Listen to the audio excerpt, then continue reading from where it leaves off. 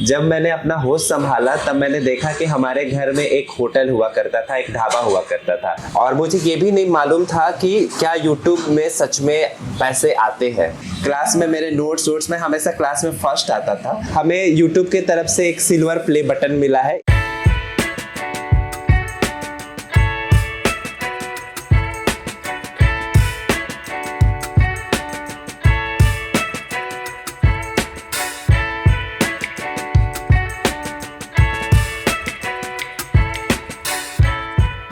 दृढ़ आत्मविश्वास और संघर्ष से कोई भी कार्य असंभव नहीं होता, और आज के हमारे मेहमान उसके सटीक एग्जाम्पल उदाहरण हैं। जोहार, वेलकम टू द छोटा नागपुर डायरी। आज हमारे बीच उपस्थित है the famous YouTuber of Jharkhand and influencer mister Nitish Kumar. जोहार सर। जोहार, और सारे दर्शकों को मेरा जोहार, और बहुत बहुत शुक्रिया कि आज आपने हमें अपने इस शो में बुलाया। और हमें भी बहुत खुशी हो रही है कि आज हमारे बीच उपस्थित हैं, और आशा है कि आपको भी अच्छा लग रहा होगा। बिल्कुल बिल्कुल।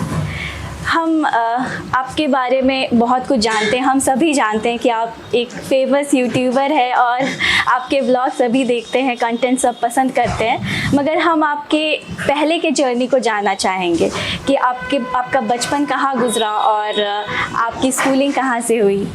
जी, मेरा जो बचपन है वो गुमला जिला के एक छोटे से गांव में है जिसका नाम है कोनवीर बसिया। वहाँ से मैं हूँ, और मेरी पढ़ाई भी शुरुआत की सारी जो क्लास 10 तक की पढ़ाई है वो वहीं से हुई। जी, और आपका स्ट्रगल तो रहा होगा पहले, वो भी हम जानना चाहेंगे। बिल्कुल, अगर मैं यूट्यूब जर्नी की बात करूं तो मैंने कभी नहीं सोचा था कि मैं यूट्यूबर बनूंगा या फिर यूट्यूब पे मैं चैनल शुरू करूंगा। ये 2-3 साल पहले जब लॉकडाउन का टाइम था तब मैं घर पे था, और हमको लगता है कि सारे लोग जब हम लोग घर पे थे तो हम लोग कुछ नया कुछ अलग करने की कोशिश कर रहे थे, और उसी दरमियान मैंने ये यूट्यूब चैनल शुरू किया। सभी इतने अलग अलग कंटेंट्स बना रहे हैं, तो आपने फूड ब्लॉगिंग ही क्यों चुना? क्योंकि फूड ब्लॉगिंग, मुझे लगता है कि फूड से मेरा जो रिश्ता है वो बचपन से ही है।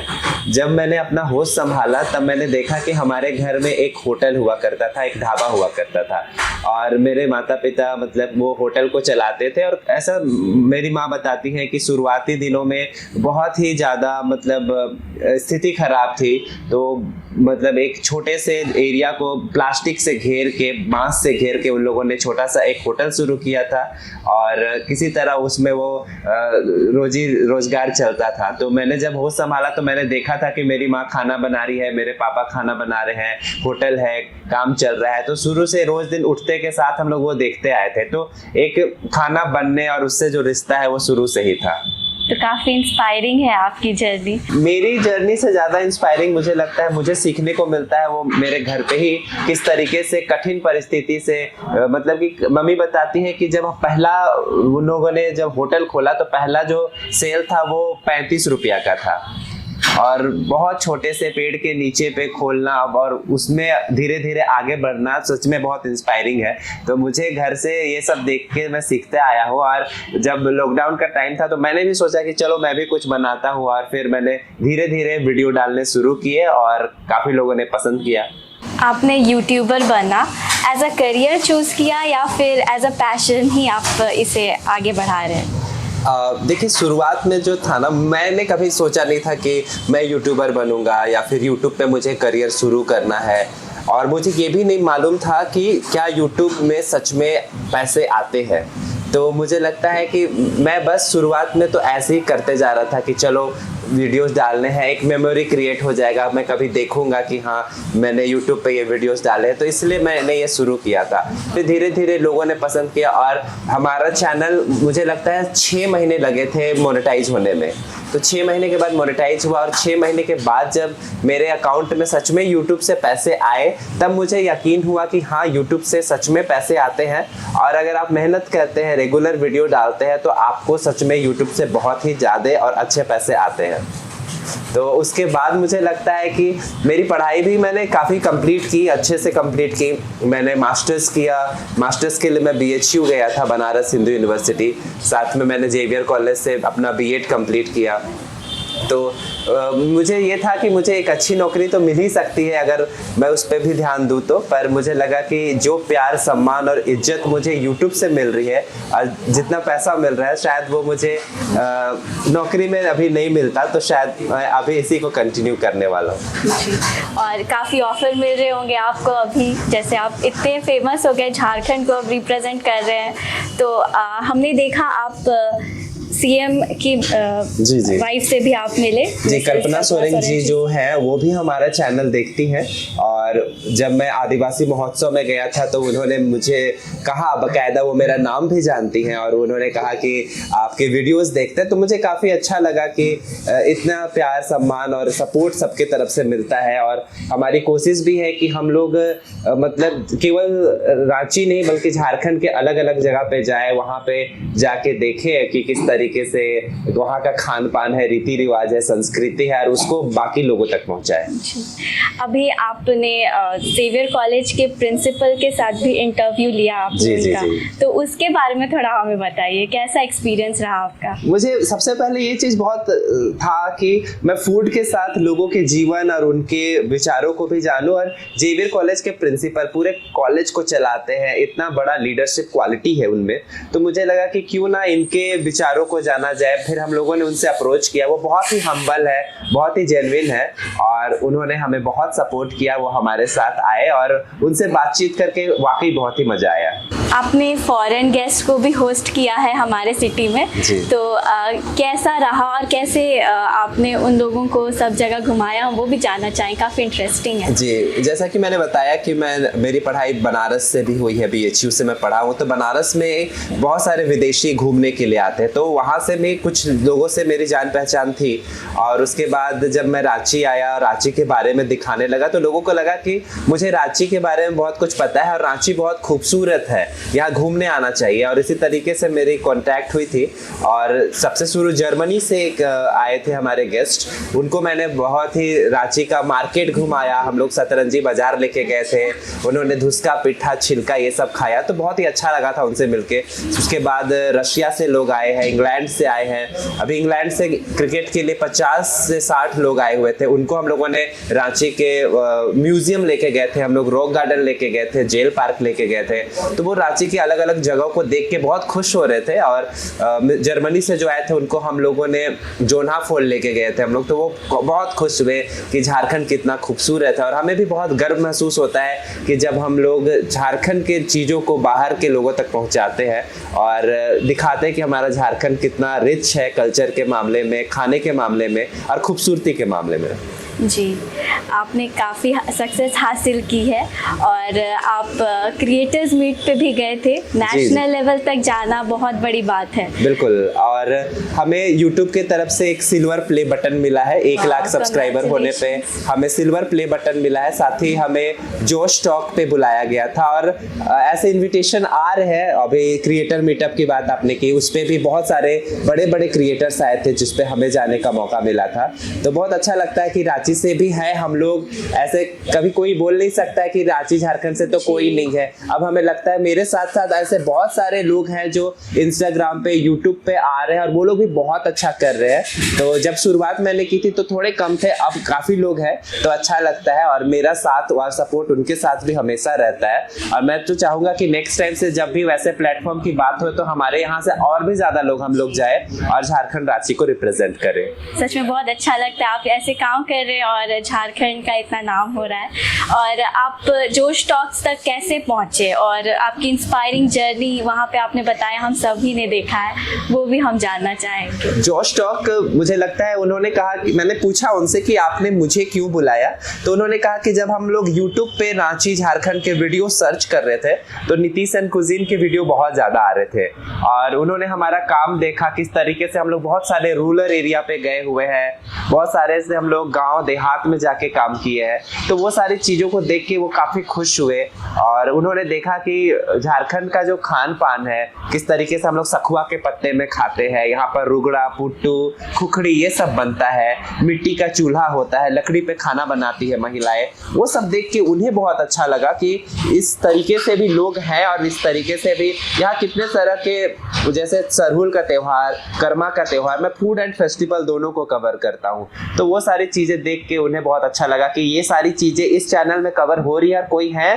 जो इन सब चीज़ों को दिखा रहे हैं। तो शायद इसीलिए उन्होंने मुझे बुलाया और मेरी स्टोरी भी शायद उन्होंने अपने चैनल पे दिखाया। तो बहुत ही अच्छा था मेरे लिए, एक्सपीरियंस बहुत अच्छा था। जैसे हम सब जानते हैं सोशल मीडिया में सक्सेसफुल भी होते हैं मगर क्रिटिसिज्म भी बहुत सहना पड़ता है। बिल्कुल बिल्कुल। तो क्या आपके साथ भी ऐसा हुआ है?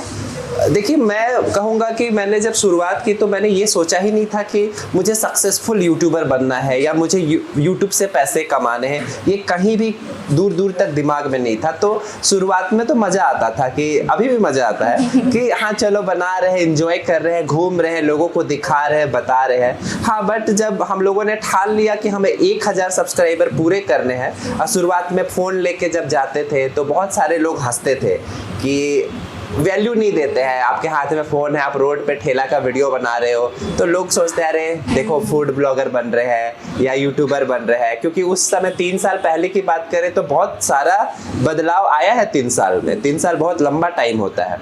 तो 3 साल पहले जब शुरू किए थे तब ये सब चीज़ें नहीं थी तो ज़्यादा लोग देखते थे। अब तो 1-2 साल में और ज़्यादा झारखंड रांची में ये सब हो गया है और हमें भी कभी कभी लगा कि छोड़ देते हैं, क्या कर रहे हैं। फिर सोचे कि नहीं चलो करना है, अच्छा लग रहा है, एंजॉय कर रहे हैं तो करते हैं। तो स्ट्रगल भी था, परेशानी भी थी, लोग हंसते भी थे, पर घर से सपोर्ट बहुत मिला। दोस्त ऐसे थे कि वो सपोर्ट करते थे। अब मेरे मन में भी किसी चीज़ को मैं शुरू करता हूँ ना तो मुझे लगता है अब इस चीज़ को शुरू किया है तो इसको तो छोड़ना नहीं है। बचपन से मेरी आदत है, स्कूल में भी जब था तो थोड़ा सा परफेक्शनिस्ट कहते हैं ना हर चीज़ में कि एकदम ये परफेक्ट होना चाहिए। क्लास में मेरे नोट्स में हमेशा क्लास में फर्स्ट आता था। ये तारीफ मैं हमेशा करता हूँ अपनी। नहीं करनी भी चाहिए, आप पढ़ाई में भी अच्छे हैं। पढ़ाई में मैं शुरू में अच्छा था, बाद में मैं थोड़ा सा डगमगा गया ये कहूँगा।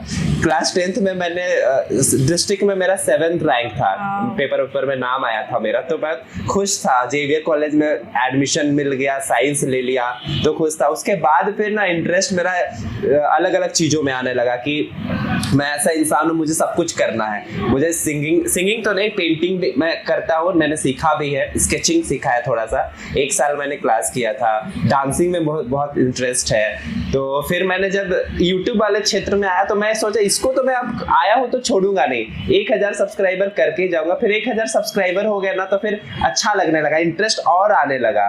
मैंने कहा चलो अच्छा है, अलग अलग लोग जानने लगे, रास्ते में लोग मिलने लगे कि आप नीतीश हो ना, आप तो वही हो जो वीडियो बनाते हो, आपका चैनल हम लोग देखे हैं, आपके साथ फोटोज करते हैं। तो बहुत वो प्यार का आदमी भूखा रहता है, वो इज्जत का भूखा रहता है। तो मुझे जब वो रिसीव होने लगा ना, इतने सारे लोग सपोर्ट करने लगे, तब मैंने कहा कि चलो अब इसको करते हैं, अच्छे से करते हैं। घर पे तो सब कोई सपोर्ट करते ही है, जैसे मेरे भैया है, मेरी मम्मी, दीदी, भाभी, सब कोई सपोर्ट करते हैं कि हाँ चलो। उनका है कि मेरे घर पे कि अगर आप कुछ भी क्षेत्र में कुछ करना चाहते हो तो उनका सपोर्ट है।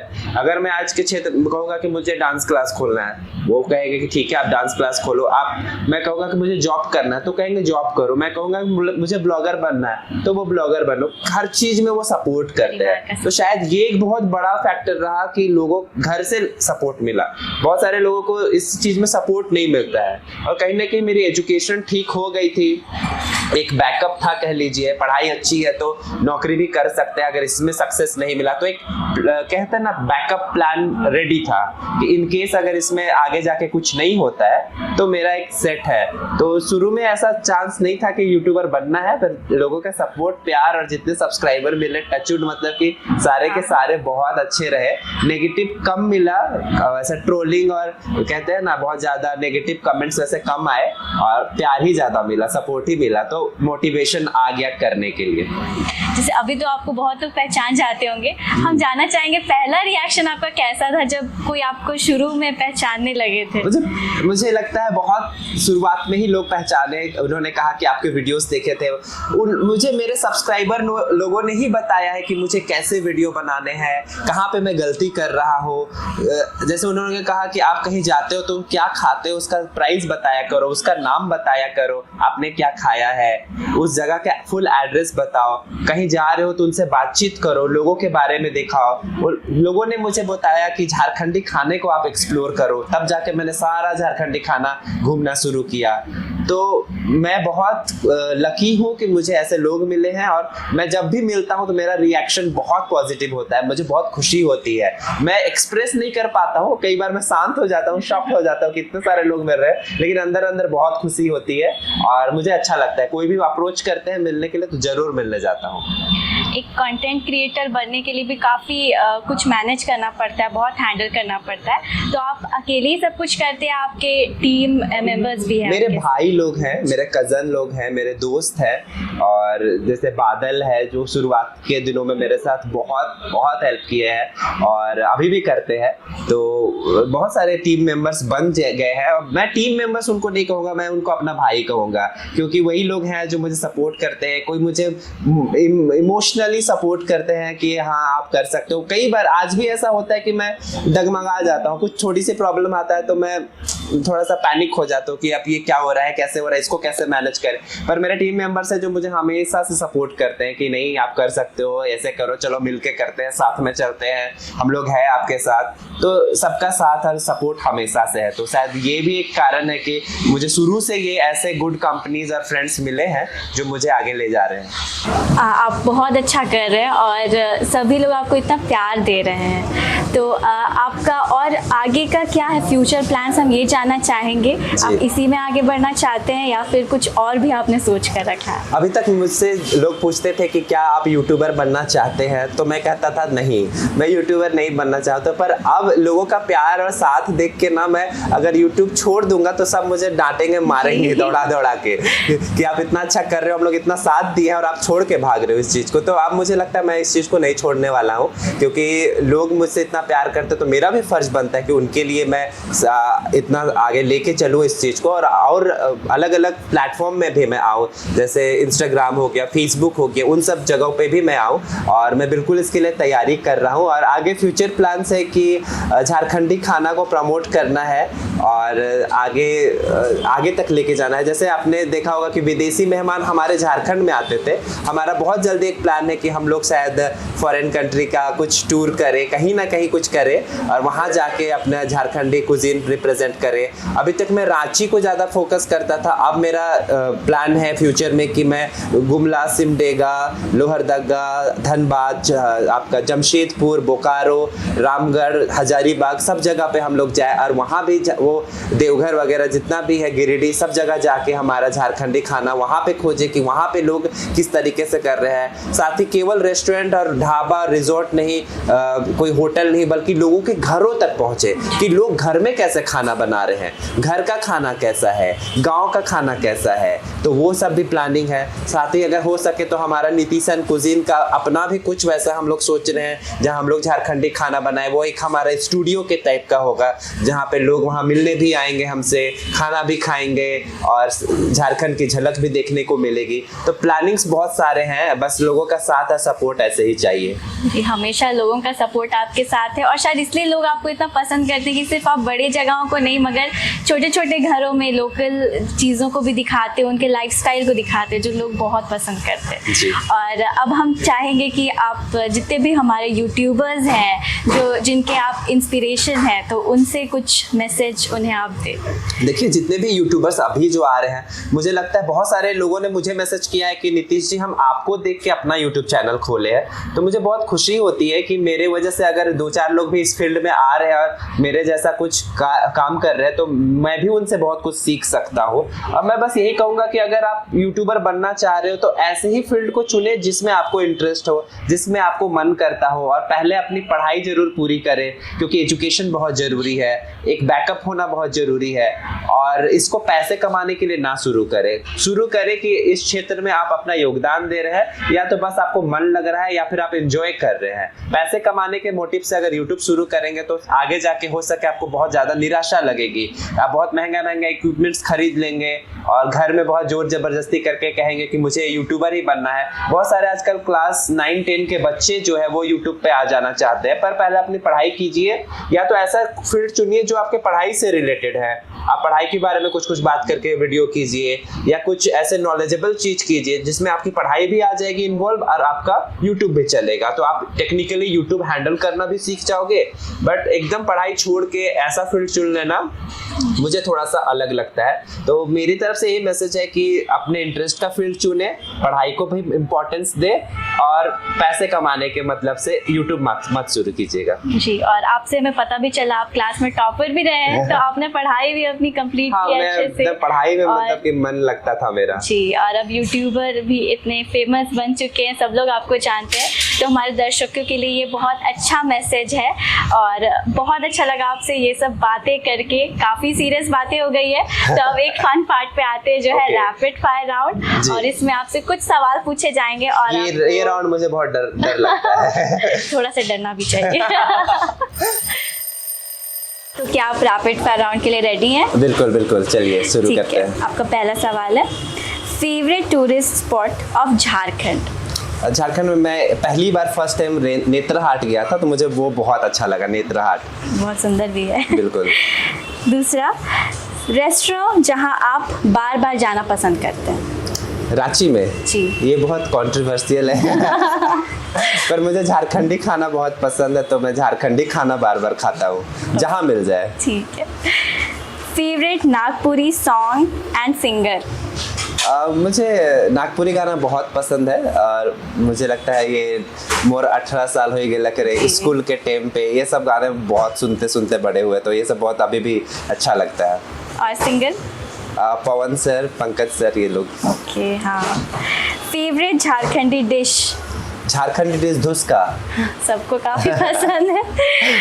रेस्टोरेंट का खाना या घर का खाना? घर का खाना, क्योंकि अभी रेस्टोरेंट का खाना थोड़ा ज्यादा हो जाता है, इसलिए घर का खाना। और शायद आप भी काफी खाना बनाते हैं खुद से। हाँ, कोशिश करता हूँ मैं, पर मुझे सिंपल दाल चावल और भुजिया घर पे मिल जाए तो वो सबसे सुकून देता है। Favourite shopping destination in Ranchi? मैं शॉपिंग करता हूँ, मुझे पैंटालून्स हमेशा मैं पहुँच जाता हूँ, पैंटालून्स से मैं ज़्यादा शॉपिंग करता हूँ। Okay. Favourite breakfast? Favourite breakfast मुझे धुसका ही अच्छा लगता है। Favourite subject in school? School में मुझे सोशल साइंस बहुत पसंद है, पर मैंने इंग्लिश लिटरेचर में अपनी मास्टर्स की है। Okay. Last but not the least, city life या विलेज लाइफ? Village life. सुकून भरा। सुकून वाला। इसी से हमारा रैपिड फायर राउंड भी यहाँ खत्म होता है। आशा है आपको मजा आया होगा। बहुत मजा आया, बहुत अच्छा लगा। हमें बहुत अच्छा लगा सर आपके साथ बातचीत करके, और आपने कितना कुछ बताया अपने लाइफ, अपने जर्नी के बारे में, जो काफ़ी इंस्पायरिंग है, और हमारे दर्शकों को भी काफ़ी अच्छा लगा होगा। आपको सब लोग ऐसे व्लॉग्स में, यूट्यूब में देखते रहते हैं, लेकिन पर्सनल लाइफ आपके बारे में जानने का मौका मिला उन्हें, तो हमें भी बहुत अच्छा लगा आपसे जुड़ के, आपसे मिल के, और आशा है कि आपको भी काफ़ी अच्छा लगा। बहुत अच्छा लगा, और आप सभी टीम मेंबर्स का आपका बहुत बहुत शुक्रिया कि आपने हमें बुलाया, और बहुत ही अच्छा लगा कि आपके साथ इतने सारी बातचीत हुई, और हमें भी ऐसा इंटरेक्शन करने का मौका कम मिलता है। ये इस इंटरव्यू के माध्यम से लोगों से जुड़ने का मौका ज़्यादा अच्छा मिलता है, तो बहुत बहुत धन्यवाद आपका। हमें भी आपको बहुत बहुत धन्यवाद कहना है हमारी पूरी छोटा नागपुर टीम की तरफ से। बहुत बहुत थैंक यू। जोहार।